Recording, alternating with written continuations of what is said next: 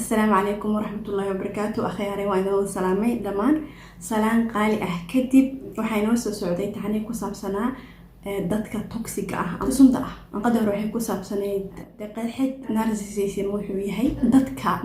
narcissistayaasha loo yaqaano dadka kala duwan ama relationship-yada kala duwan ama xiriirada kala duwan ee la leenahay dadka narcissistaha ah.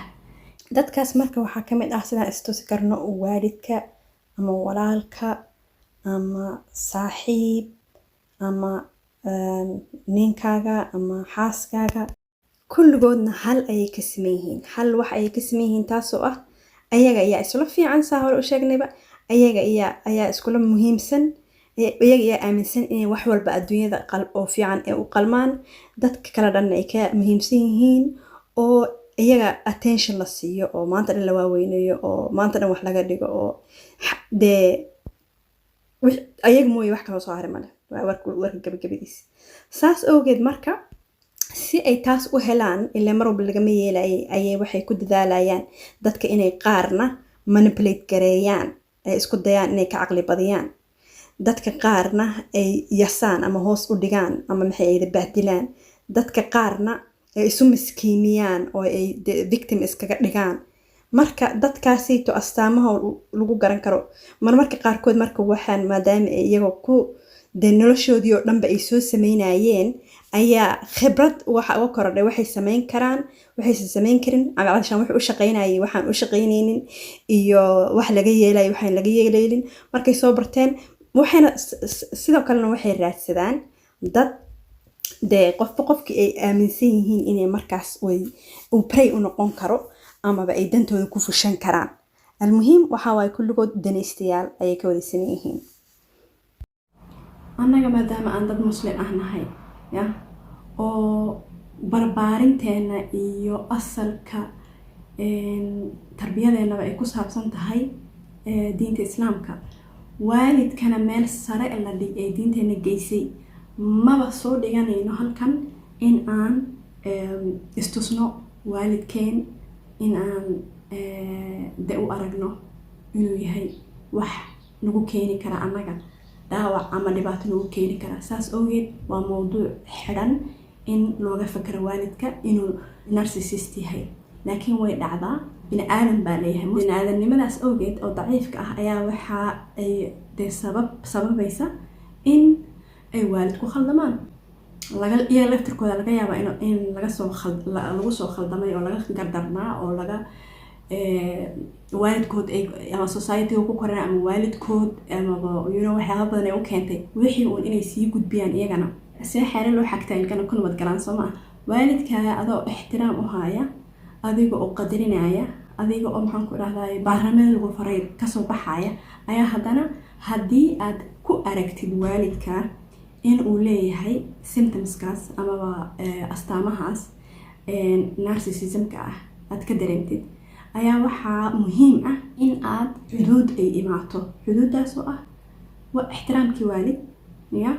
haddana dee aad ilaalinaysid caafimaadkaaga xuquuqdana kasoo bax caafimaadkaagana ilaali sidaan ku suurtagelin karnaa taas insha allahu tacaala baan usoo noqon doonaa insha allah in a minute aan isla fiirino marka uu waalidku yahay narcissist ama hooyada ama aabaha waxyaabaha ay keeni karto saameynta ay ku sameyn karto ilmaha markaan leeyahayna macnaheedu maaha ilmo yar oo dabka aan ka leexan karin kaliya inaan ka hadlayo oo adigoo weyn xataa because calaaqada adiga iyo waalidka ka dhaxayso kuma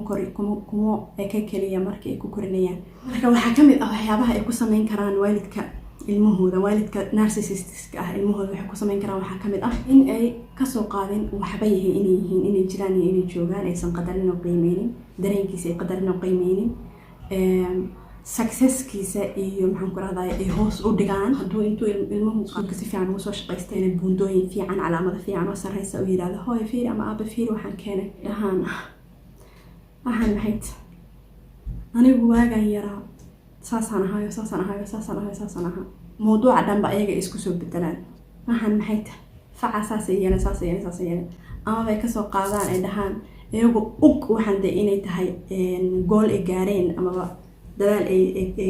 la imaadeen ayaa haddana waxay dhahayaan ma aqan waxaas kaga wareerinaysid iskuul iyo waxaas annagu iskuul iyo waxaas dhaqan uma lihine dhaqaalaan u baahannahay orodoo shaqayso marka intaas markaan dheekaa intaasoo shaqan kasoo qabtay waxaasan kasoo qabtay taasoo laga yaaba inay run tahay inayna hadday doonto waxayna u badan tahay inay been cad tahay. waxaa imaanaysa marka ilmihii inuu dee mar iyo 2 iyo 3 markuu ilmihii lasaa loo niyad jabiyo inuu niyad jabo u qaato asagu inay wax ka khaldan yihiin oo isku dayo inuu maanta dhan inuu caddeeyo tuso inuu isan karo jacaylka amaba approvalka ambalaada waalidkiis wuu isku dayayaa, which is very sad. Unconditional love-ki aawe ilmuhu hal hadduu ka badan yahayna waxaa lama huraan ah inay imaato in la kala jeclaado lana muujiyo kala jacaylkaas la kala jecel yahay, in mid laga dhigo ilmaha qaar ka mid ah midkii golden childka oo marka golden childkii muxuu ahaanayaa asaga ayaa ugu fiican, asaga ayaa ka qurux badan, asaga ayaa ka successfulsan, asaga ayaa ka wax walba uga fiican, asaga ayaa ka اللهم صل على سيدنا بارسنا الله هاي قاعدين هبل بتقارتان ده golden child كي يو المهي ها بحب بحواله of course ده محاك لو كافي ده محل جالس وجاي الفيري أساق أساسيه إنما لو جبني إنه وحي حتى لو حنين نعيب كل نعبيها ماركا golden child كنا هدو على ديارنا إنه وصينا narcissist كلا نقدمركو وينادو المهي كلو scapegoat كأهانا وحي حب بحواله دي أهانا kalsooni darra ku dhacaysa, xanuuno kale ay u imaadaan oo mental xanuuno inay ka soo gaaranaya dhacaysa. waxaa dhacaysa inuu hadhow markuu asagu weynaado ku dhaco inuu xiriiro sidaas oo kale iyagana narcissist inuu ku dhacay u badan tahay. waa so destructive narcissistic household ama aabuha ahaado ama hooyada ha ahaato. marka haddaan usoo noqdo sidee xeero loo xagtaa ilkana ku nabad galaan waalidka saa hore u niriba oo saa ognahayba wax xuquuq kugu leeyahay xuquuqdaasoo birrul waalidayn ah. birrul waalidaynka marka haddaad walaalow ama haddaad walaalay dareemaysid inaad ku dhex nooshahay ama aad leedahay xiriir la leedahay waalidka haddaad weynaatay noloshaa wadadatid oo dareemaysid inaad aabaha ama hooyada qof u dhigma aabaha ama hooyada oo kale aad ka dareentay narcissistic symptoms waxaad isku daydaa communicationkiina amaba maxaan ku rahdaay xiriirkiina inuusan inta loo baahan yahay ka badanin waayo mar walbaba weligay allaha ma ka gudbaysid victimnimadaas ma ka gudbaysid. waa ina adiga ina healingkaaga u baahan tahay inaad kasoo bogsatid u baahan tahay ilaane inaad waqti samaysatid saaxiib laay maalin wacaaya waan la hadlayaa xaqii baan kasoo baxay waan ka kormeeraya waxa caawimaad awoodo oo hadday dhaqaale tahay ama hadday kaalmo kale tahay waan ka soo baxayaa in aan ku abaal ka dhicin inaad iska ilaalisid narcissistayaasha oo dhanna ama waalid ha ahaadaan ama walaal ha ahaadaan ama qaraabo kale ha ahaadaan ama wada ugu horeysa oo aad kaga gudbi kartid markaad identify garaysid kadib waxa weeyaan xiriirku inuu limited yahay inuu aad u yar yahay oo aan waxa laga hadlayo mawduuc inuu markaas uu yahay aan laga gudbin si looga badbaado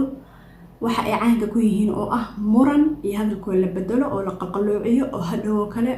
mawduuci dhanba laga baxo ilaa ayaga dantooda ma aha in productive iyo wax faa'iididan lagu gaarayo in uu wada hadalku ahaado iyo wada dhaqanku ahaado iyo waxbaba waxaa waaye in ay dareemaan inay controlka iyaga hayaan ma fahantay powerkii inay powerkooda aysan ka bixin. marka haddii aad adigu narrate garaynaysid ama lead garaynaysid conversationka ama relationshipkiina dee powerless bay dareemayaan. marka waxay isku dayayaan maskaxdaada inay ku ciyaaraan oo dee wareeriyaan oo muran iyo midig iyo bidix iyo koonfur iyo waqooyi isu keenaan. saas awgeed mar walba isku day inuu hadalkaa gaaban yahay mawduucana aan laga gudbin. waxaan rajaynayaa inay si fiican ay maqal kartiin waxaa codkayga waxooga u yara gaabinaya caruurtan diidaya ay maqlaan isoo kale cararaan taasna way ku fiican yihiin inay sameeyaan. insha allahu tacaala videogan video ku xigo waxaan kaga hadli doonaa qofka narcissistka ah marka uu watan ugu tan waalidka horta aad iyo aad ay u xanuun badan tahay of course laakiin se iyadana amaba u dhiganta amaba kasii daran waxa waaye markay tahay romantic relationship ama nin naagtiis ka dhaxeeya ama ninku markuu yahay narcissist ama naagta ay tahay narcissist. taasi waxaa idinka tegayaa inaad ku waartaan baraaro iyo barwaaqo iyo caafimaad iyo toxic free life insha allahu tacaala. wassalaamu calaykum waraxmatullaahi wabarakaatu.